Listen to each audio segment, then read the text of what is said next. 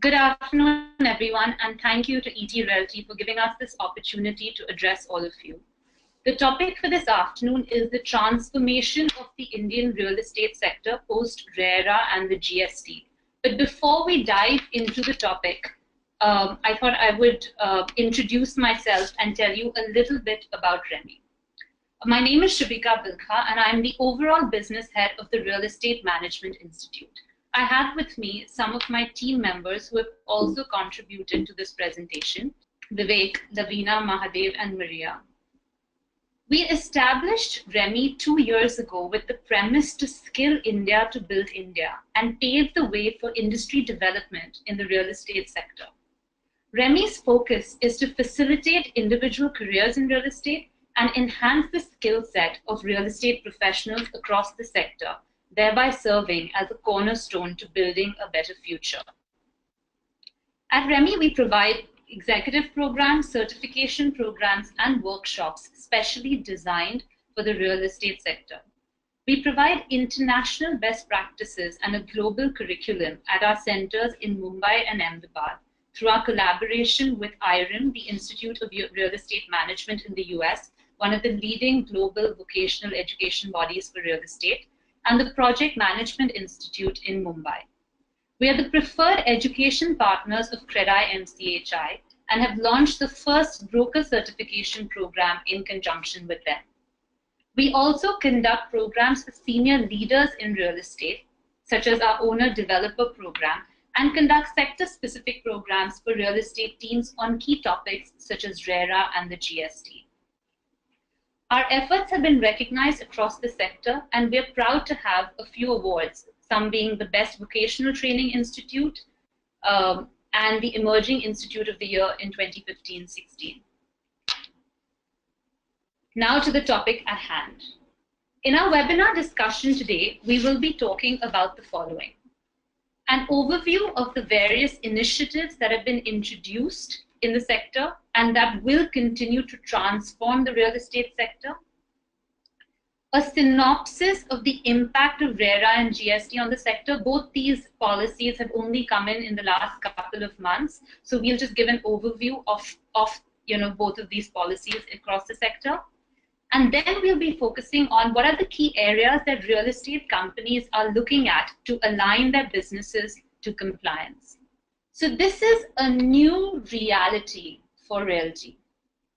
The real estate sector in India, which is one of the largest contributors to GDP and employment in our country, has witnessed an overwhelming amount of change over the last 3 years. Any change is always difficult, but this much change is very, very overwhelming. There have been a slew of policy measures right from 2014, when the approval for the creation of REITs and amendments to the FDI policy for construction was given, to the recent introduction of RERA and the GST. I've always said this, and I continue to say it: it has never been more challenging to be a leader or a professional in real estate than it is today. While most of us are quite familiar with the policy changes that have taken place, for the benefit of the audience at large, I would like to take a couple of minutes to outline what some of these policy measures entail.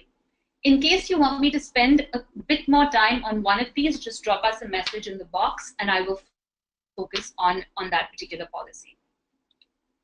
So it all started in September 2014 with the introduction of REITs, which is Real Estate Investment Trusts. SEBI introduced REITs as a way to garner funding into the real estate sector. So while REITs were introduced, or the creation of REITs were approved in 2014, we have yet to see a REIT come into the market. Last year, the budget addressed a couple of key issues that were preventing REITs from coming to the market and relax some norms, such as the dividend distribution tax, relax the rules to allow SPVs to have holding in other SPV structures, remove the limit on the number of sponsors, and increase the investment gap for under construction projects from 10 to 20%. In a recent media announcement, SEBI eased the funding norms for REITs and InvITs, allowing them to raise funds through debt securities and permitting single asset REITs.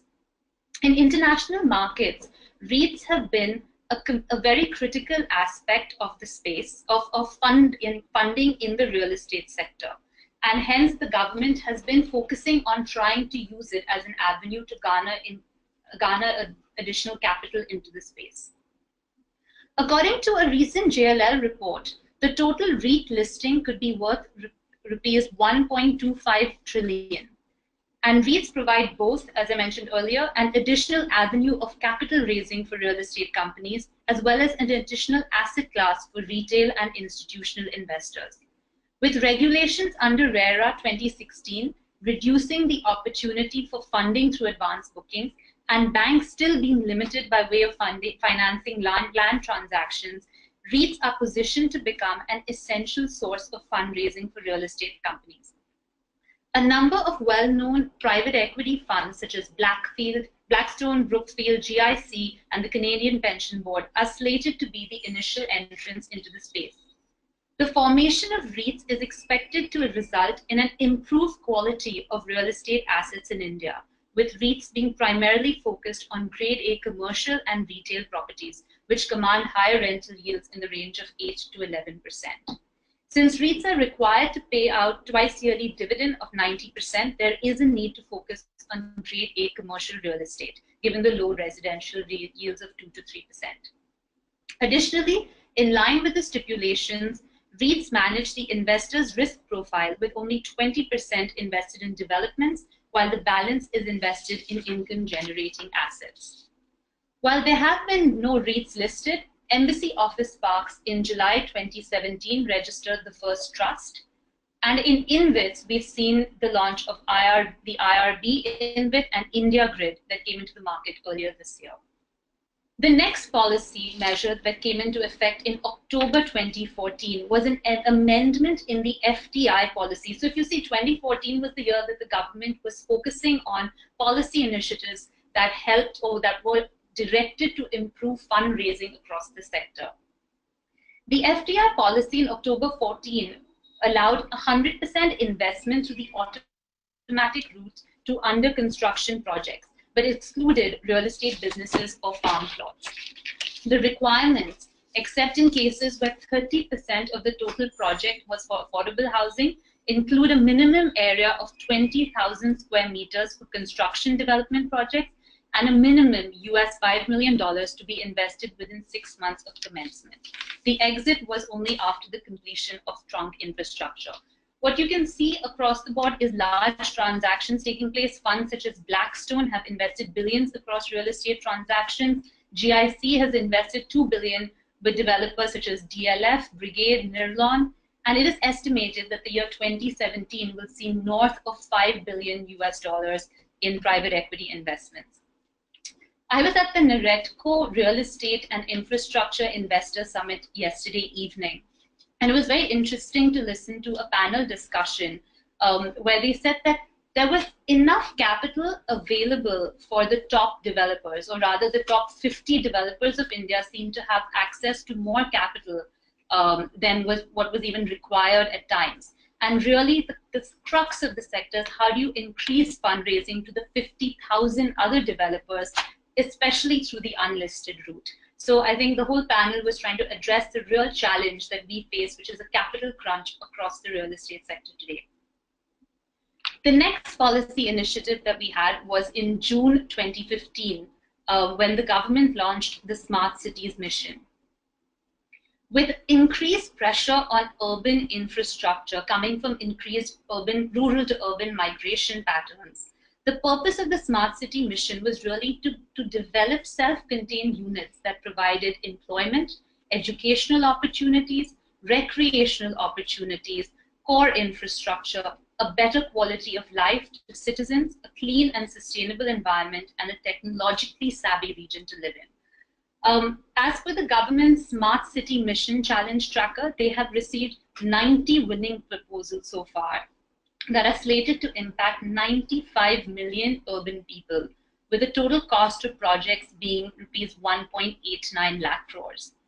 The government has recently announced that it will hold a contest to measure the quality and impact, and it's called the India Smart Cities Award Contest 2017, where the evaluation criteria includes impact, innovation, and scalability replicability. So really, I think the government is trying to measure the impact of all their efforts in this realm. If you haven't done this so far, I would strongly recommend that you go and take a look at the Smart Cities Mission website. It is extremely robust and very, very up to date in terms of the information. If you're wondering what's going on in your city, I think going to that website will really clarify a lot of the doubts that you have. So if you haven't visited so far, I would recommend visiting the Smart City Mission website. The next policy measure, also in 2015, was the introduction of the PMAY, which is the Pradhan Mantri Awas Yojana, or Housing for All. I think we read this in the press all the time, but really it was in 2015.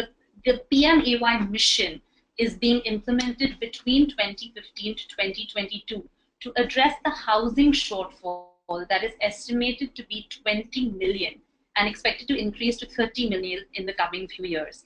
The reason for setting up the PMAY was that the growth of slum dwellings was at a rate of 34%, with the number of households living in slums expected to increase to 18 million.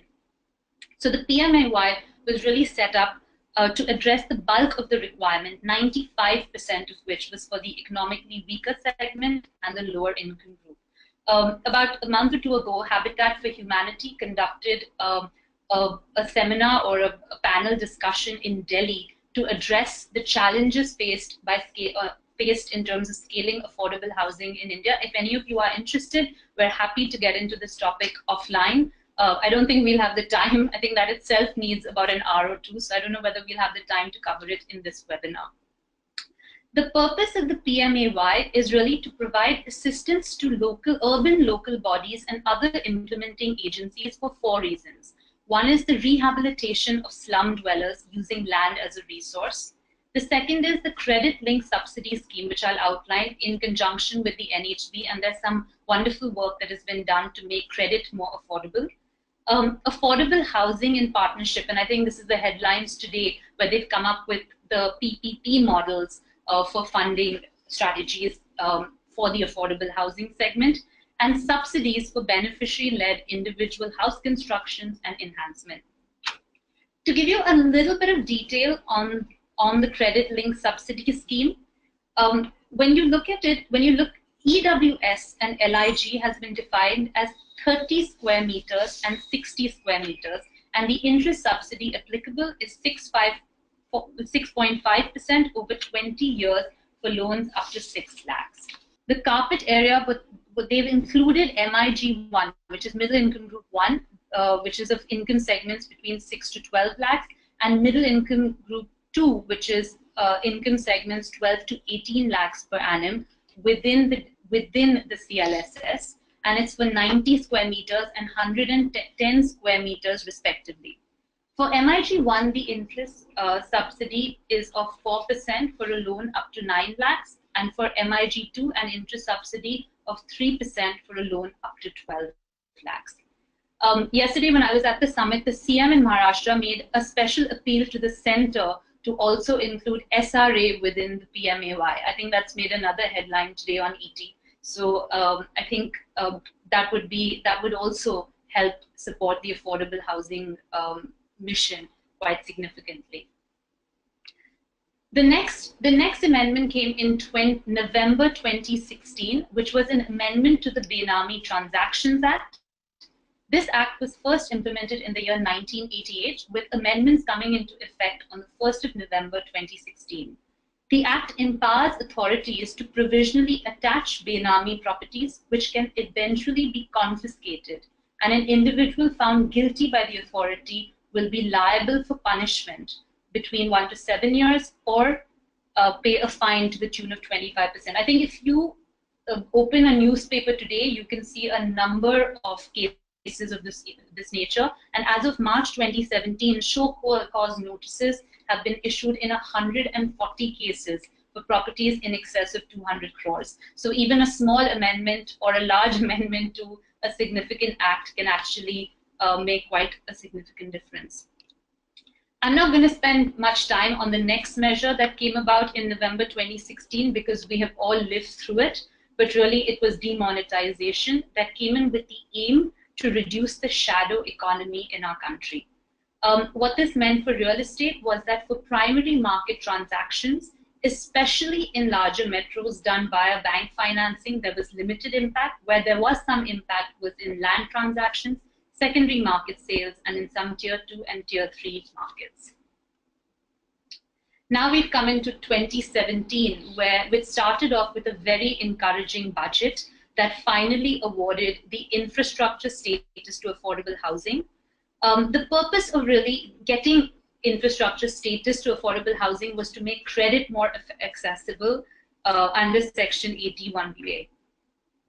The other measures that came in during the budget was 100% deduction in capital expenditure incurred for affordable housing, project completion deadline increased from 3 to 5 years, relief on notional tax for unsold inventory for 1 year post the receipt of the completion certificate, a reduced holding period for long-term capital gains from 3 to 2 years.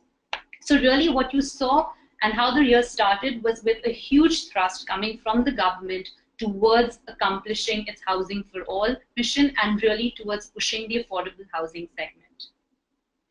And then what we have seen is the implementation of RERA and GST in the last couple of months, which we will discuss in quite a lot of detail in the next section. So now RERA and GST, a synopsis. When I was attending the session yesterday that had the Maha-RERA regulator Gautam Chatterjee in it, he made a statement which was quite interesting, or at least I thought it was interesting, which I thought I'd share with you guys today on the webinar. And it was, the objective of RERA is not to regulate or strangulate, but to bring projects to completion. And their resolution was not a liquidation one. So he differentiated himself from the bankruptcy code to say, our focus is not liquidation, but really a plan for completion. So I think, keeping that in mind, really, I think what the RERA tries to focus on is on 5 aspects. 1 is financial discipline, 2 is transparency, 3 is accountability, 4 is customer centricity, putting your customer at the core, and 5th is compliance. And I think the entire purpose of the Act is to improve the perception of the sector among various stakeholders and create a uniform regulatory environment. The Maha-RERA regulator yesterday said that 13,400 applications were received for ongoing projects, and out of which 13,300 were registered. 450 of these are new launches, whereas 13,000 roughly were ongoing projects. And the impact that it had in Maharashtra alone was on over 15.5 lakh homes. So I think that I think most of the projects that needed to register, that needed to come within the framework of the system, have come within the framework of the system. So I know a lot of these points, some of these points are quite familiar to you, but I thought I'd just, for the sake of everyone on the webinar, just run through a couple of key aspects of RERA. One is it's applicable on a land size of more than 500 square meters or 8 apartments. New launches, or if you launch any property that you wish to sell or any project that you wish to sell, it needs to come within the gambit of RERA. Ongoing projects without OC doesn't apply because the deadline for this has lapsed. Both commercial and residential properties that you wish to sell come within the framework of RERA, including plotted developments. A lot of developers, a lot of people building homes in the outskirts of cities such as Mumbai, or building projects in the outskirts of cities such as Mumbai, don't believe that developments come within the gambit of RERA. They really do. The only things that are not included within it are repair and renovation, because that's not involved in any marketing or selling or advertising. So just to give you a quick overview of the Act, we have 70% of the funds that are collected from allottees need to be deposited in a separate project account. I think most of us are quite familiar with these terms. Withdrawals to cover construction and land costs are to be in proportion to the percentage of completion of the project, and they're to be certified by an engineer, an architect, and a CA. Developers have to share their details on the RERA website, a lot of project details, and really share think quite carefully when you are filling in the form on the website is whatever you commit by way of phase, you will need to deliver on to avoid any non-compliance penalties. And there are enough provisions in the Act that deal with non-compliance penalties. And a maximum 1-year extension in the case of delays due to no fault of the developer is also built into the Act. So I think what we're really looking at is, sort of a regulation that has come in May, and we are only a couple of months into it. The real estate sector has really pulled up its socks and transformed itself quite a lot to be able to, even if you just look at the RERA numbers itself of 13,400, to be able to, sort of align their businesses to even register these projects is quite commendable. And I think with any new regulation, I think this is still an early stage. We'll have to see how we go about it going forward. Yeah, I think to summarize, what are the key aspects that RERA looks at? One is your advertisements need to be clear and crisp. In fact, the regulator yesterday emphasized how important it was that you quote your RERA in big block letters in your advertising communication. And I think he mentioned that a lot of the developers were still putting it at the bottom. I agree with him. If you have got a RERA registration number, you've got a RERA registration number, flaunt it. It will help improve the customer's perception of your project. The second is no false information. I think this is extremely important. Marketing jargon can be extremely exciting for agencies and the like, and it's very important that you coach your marketing agencies to ensure that you display creatives as well as have communication that actually reflects what it is that you are selling, and really deliver as promised. I think that's the critical aspect of RERA. The other things that come into the Act is the RERA authority and an appellate tribunal. So the Act establishes a separate authority for its enforcement.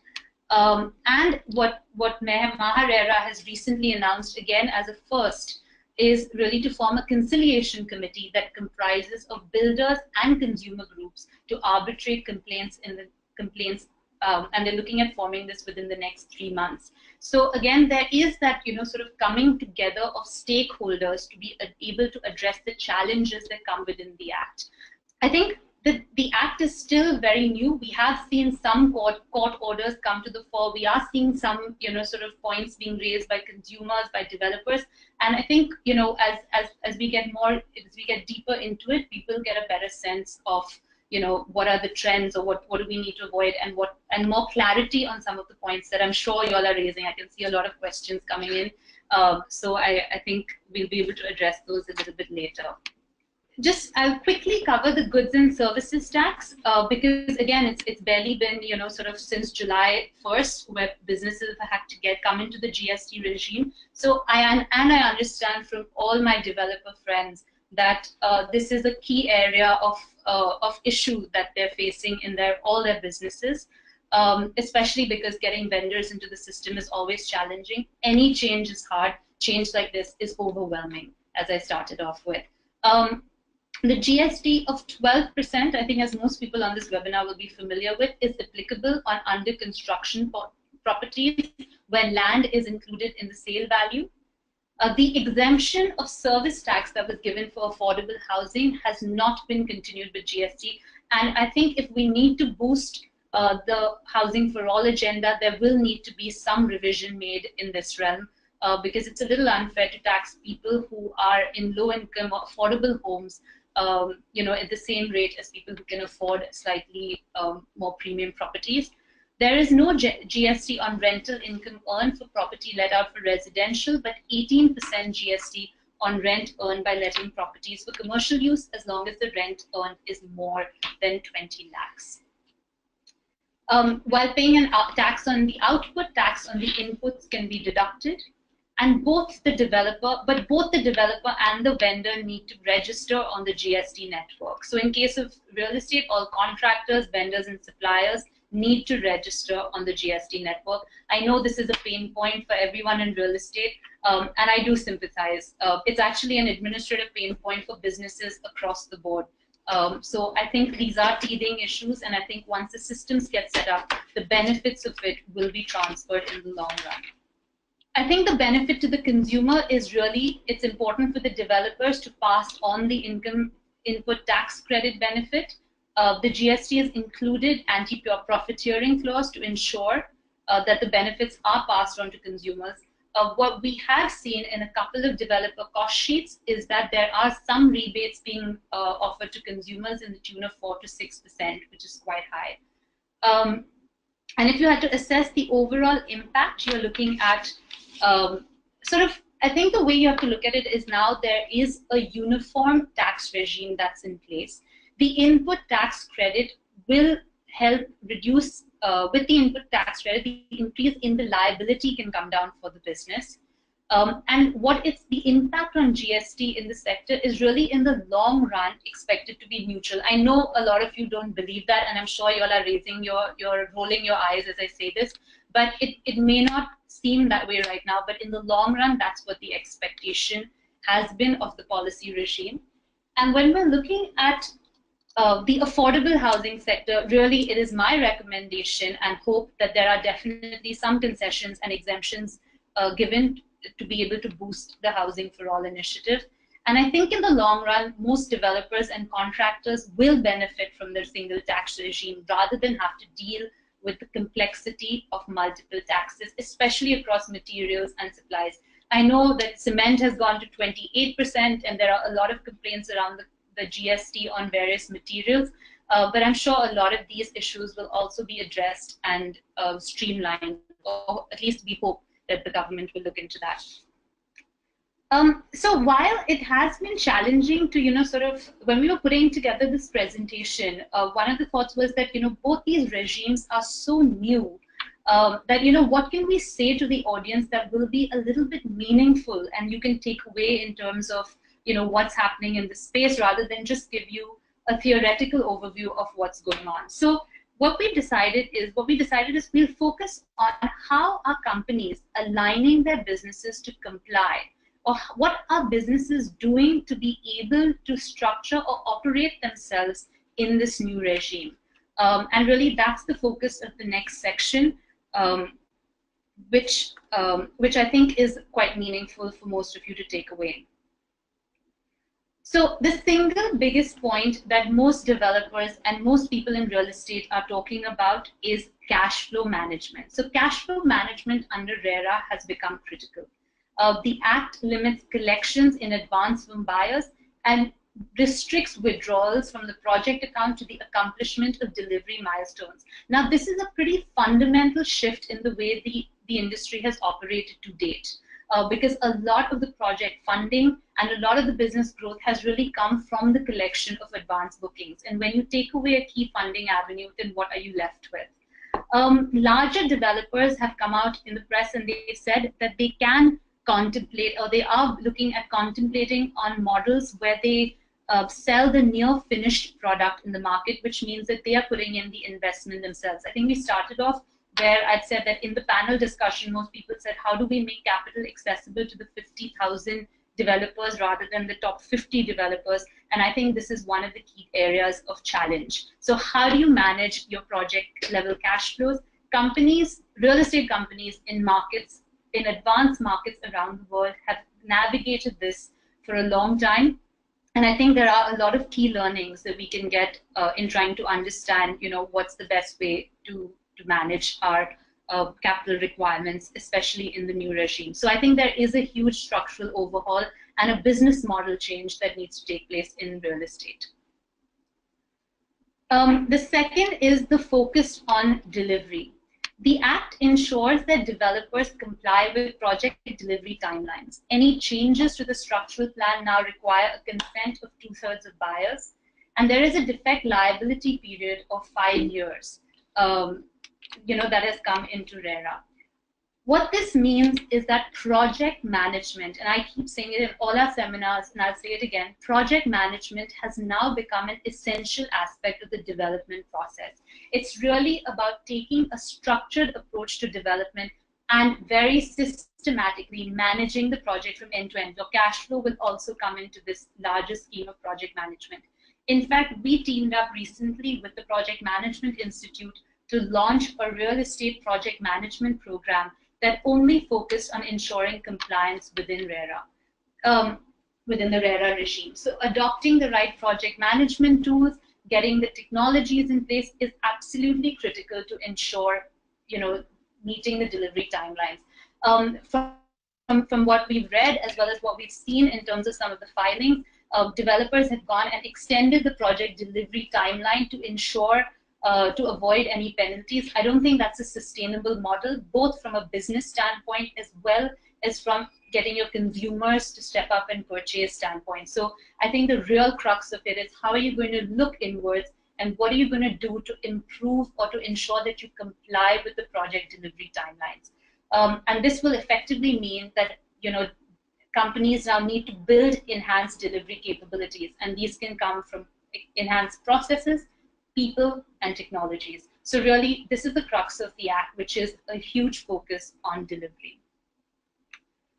The next, which again is a big pain point, is the agreement with partners. So the promoter under the Act now includes the joint developer or a partner. Last week, we conducted what we call a REMI Connect, which is our knowledge series, and we had a senior partner from Kanga and Company who presented on RERA. And I'm going to read out how he defined promoters, because I thought his points were excellent. And so I'm just going to read out what his presentation said. A promoter includes a person who constructs or causes to construct a real estate project. Where the person who constructs and the person who sells are different persons, both of them shall be deemed to be promoters. Under an order issued by RERA, it defines a co-promoter as any person or organization having an arrangement with the promoter for area share or revenue share out of the total area or revenue in the project. So what this tells you in a nutshell is that it's extremely important to sit down and have a conversation with your partners. If you are a co-promoter, you definitely need to sit there and understand your rights as well as your obligations under the Act, and really have a very clear sense of your revenue sharing or your area sharing arrangement, because it increases your liability. Also, as we've been reading recently, a lot of smaller to mid-sized developers are teaming up with larger developers under joint agreements, especially in this capital-starved market. So it has become a more crucial aspect of the Act than ever. So I think this is a very, very important aspect that businesses and companies are really focused on in the RERA regime. Vendor management. This is another key component, is really being able to get your vendors aligned with your defect liability period.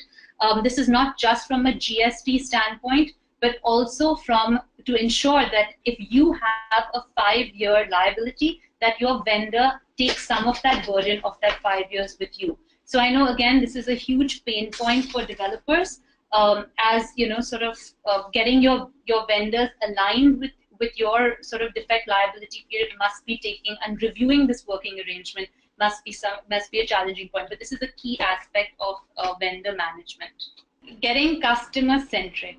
Okay, this is a favorite topic, and this is one of my favorite topics across RERA, which is that it really focuses on making customer centricity everyone's responsibility across the organization. It is extremely important that you revisit the marketing and communication strategies to ensure that you're complying with the guidelines of the Act, which means getting your sales departments, your marketing departments, your channel partners, your agencies all on board to understand what your liabilities and responsibilities are under the Act. Okay, so a lot of companies are going about and appointing RERA compliance officers to ensure that checks and balances are in place with respect to customer communication across the organization. It is also very important to get your project teams to start thinking customer. It's anyway a global trend where people are moving away from product centricity to customer centricity, but with RERA underway, this is more crucial than ever. And really, it is everyone's prerogative within the organization. So it's extremely important that everyone in the ecosystem understands that the customer sits at the center of it, as the regulation also requires that your customer is your core focus point. And the other thing is a focus on training and development. The last point that I'm going to talk about is really under RERA, a lot of companies are now focusing on training and development. And it's extremely important that people understand the liabilities and the requirements under the roles or the job functions that they do. And the liabilities need to percolate down to the last person in the value chain across all real estate companies. So a number of our clients are really focusing on building people's project management skills, giving RERA training to a lot of their employees across their sales, marketing, project, all across their organizations, just to ensure that the teams are completely aware of the liabilities and compliances under the Act. It has become more important than ever to have a focus on training and development. And so I urge you all to start thinking, and I think a lot of you are attending this webinar with your questions because I think you may understand the value of training and development today in real estate. So then really, what does all this mean for real estate? So to summarize what we've discussed in our webinar today, it's really bringing about additional transactional transparency across the sector, increasing the accountability of all stakeholders, reducing the trust deficit with the customer. There has been a lull in the market in the last few years, and getting the customer's trust is something that's extremely important, which is what these policies are aimed at trying to enhance. Trying to have a declining shadow economy, increased investments through enhanced investor confidence. We talked about how do we get funding to the 50,000 developers rather than the top 50, and how do we give these funders or investors comfort and confidence that our business practices are solid across the space, and even in the small and medium-sized businesses. So this has become an extremely critical aspect that policy has been trying to address. Creating an organized sector with stable, scalable businesses. The real estate sector in India has been traditionally unorganized and fragmented. It is metamorphosing into a tightly controlled and regulated industry, and really these policies are aimed at creating an organized and a more professional sector that everyone will feel proud to work in. And I know that it is a very early stage of this change, so it seems like a lot. But I think as we go along, you will see more mature companies, you will see more stable businesses, and there will be a positive outcome for all stakeholders. And really, through the PMAY and other schemes, this government is very focused on making housing accessible to every Indian. Owning a home is every person's right. And hopefully, with some successes in the PMAY, we can get a step at least closer. I don't know how close we'll get to attending 20 million homes by 2022, but at least a step closer will also be progress enough than where we are currently. And so with that, on Sunday night, I was at the Raj Bhavan, the governor's residence in Mumbai, and it was for an initiative for the Rally for Rivers and the tree plantation drive in Maharashtra. And the very eloquent and inspiring Sadhguru was speaking, and he said something that I thought I would share with you guys today because I thought it was extremely pertinent to where we are in the real estate sector. So to paraphrase what he said, if we cannot do what we cannot do, then that's not a problem.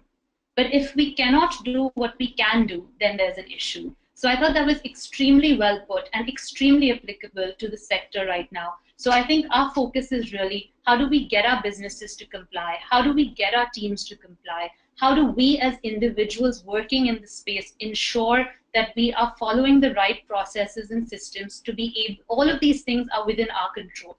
We really cannot control policy. The only thing that we can look at is how do we align ourselves to be able to operate successfully.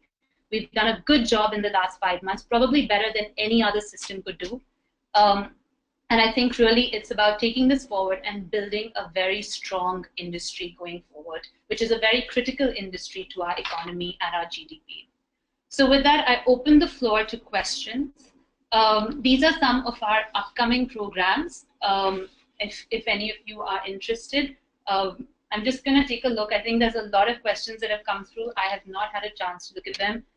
So just give me a couple of seconds while I address some of these. So one of the questions is, has RERA been successful in restoring home buyers' confidence? If not, when do you see the real impact to show on the ground? I think we're very early in RERA. RERA's only come into effect on the 1st of May. Court orders are still coming in. Things are still coming into fruition. 13,000 developers in Maharashtra have only registered as of early August. So I think it's a long way to go before we can completely see the impact of the policy. But I think when you're looking at sort of a restoration of home buyers' confidence, I think when you see the transparency of information, it's accessible to all of us. We can go into the digital medium. We can take a look at what's going on in the project. We know that a regulator or an enforcer is behind us and is ensuring that this successful execution of these projects takes place. I think that itself is a confidence enhancer. And I think without having the appellate tribunals or the authority, I may have questioned the trust element. But I think now that we know that we have a very strong regulator in place, we can be confident that there will be some restoration in confidence and the trust and a decline and an improvement, in the trust deficit. So where do you address the issues if builders are still selling or promoting non-RERA approved projects to the public? I think you can raise the complaint on the MahaRERA website. You can send an email also to the MahaRERA authority if it's in Maharashtra. Again, that's the state I'm most familiar with the developers' details, and the MahaRERA will look into this and take action where necessary. So the next question is, so someone has said GST will raise luxury property prices but will not impact affordable housing. Niranjan Hiranandani, I think what we've said is that it is a neutral, the impact of GST is expected to be neutral. I think what we're hoping for is when you're looking at a housing for all policy, you are not imposing unnecessary taxes on a buyer. I think that was just my personal recommendation and no reflection of the Act as a large. So I think when you look at important points for builders to keep in mind before selling their projects in the new policy regime, I think we've covered some of these points in the webinar, which is really about being extremely careful about your marketing and sales materials. When you're uploading your details on the RERA website, it's important to reflect exactly what you are committed to delivering. And even when you're speaking to the customer, whether it's your last salesperson standing, they need to be aware and they need to be cognizant of the regulations so that they are sort of communicating and being completely transparent in your communication. You need to be careful that your images actually reflect the images of the project. You need to make sure that that your MahaRERA registration is flaunted out there for every customer to see. And I think we talked about other elements, which is make sure your project management tools are in place. Make sure that you're building that delivery capabilities and looking into the project as how do I make my delivery timeline, taking a very structured and very organized approach to development. If I need a registration under Haryana RERA, then do I need a place of business in Haryana? So the question is, does the RERA Act stipulate that a real estate agent has to have an office at the place where the registration of RERA is applied for. For example, if I need a registration under Haryana, then do I need a place of business? So you need to have, so for example, if you're operating in Haryana, in Delhi, and in Noida, you need to be registered under all 3 different RERAs. I hope that confirms the question.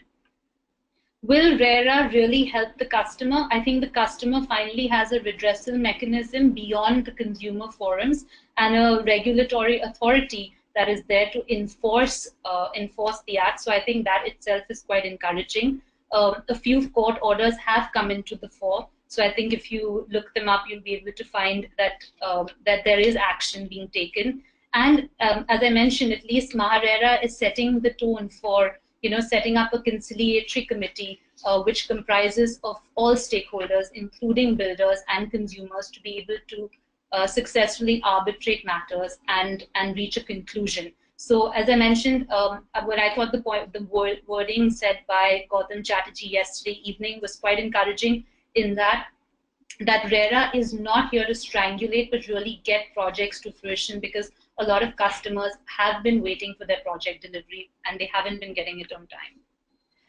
The REIT, what is the REIT name that was listed? The REIT wasn't listed, just a trust was listed by Embassy Office Parks in July 17. I think we've answered, I think most of the questions are quite repetitive. Sorry guys, I'm making you whole, but I'm just going through the questions. And I think most of it is covered. Do we see residential real estate recovery starting this festive season? I hope so. It's been quite a tepid real estate sales environment over the last 6 months, or at least the last 2 years. So we hope that now, when these policy measures have come about, and there are a lot of good discounts coming in, especially because developers are sitting on excess unsold inventory, so a lot of discounts on ready-to-move-in properties at least. So we hope that we'll see some recovery starting this festive season. I think statistics, analysts, all the reports have indicated that there will be some form of a recovery, and I think the hope of the entire real estate sector is that there should be some recovery. Yesterday's summit that I attended, people were extremely positive, and I hope that sentiment continues. I think the worst is behind us, and hopefully we move towards a much more positive real estate regime. So I think I've answered, I think, almost all the questions that have come in. If there's anything else, guys, if you would like to reach out to me, you can drop us further questions at info@remi.edu.in, and we will get back to you, or you can, sort of contact us on any of our social media, and we would be happy to answer and continue to answer any of your questions. And thank you all from the entire team at REMI for listening in, and thank you ET for the opportunity, and we look forward to many such webinars going forward. Thank you guys.